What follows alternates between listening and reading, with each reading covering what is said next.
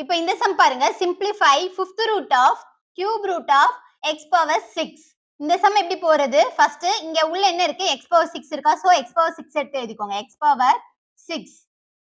தென் இங்க என்ன இருக்கு? கியூப் ரூட் இருக்கு. சோ கியூப் ரூட் பதிலா நான் பவர்ல 1/3 ன்னு எடுத்து எழுதிக்கிறேன்.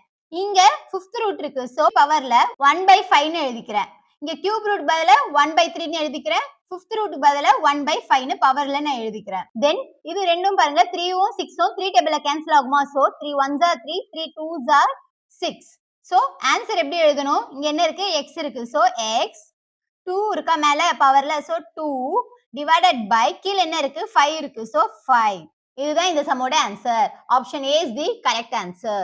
இப்போ இந்த சம் பாருங்க, simplify a cube plus b cube divided by a square plus 2ab plus b square into a square minus b square divided by a minus b.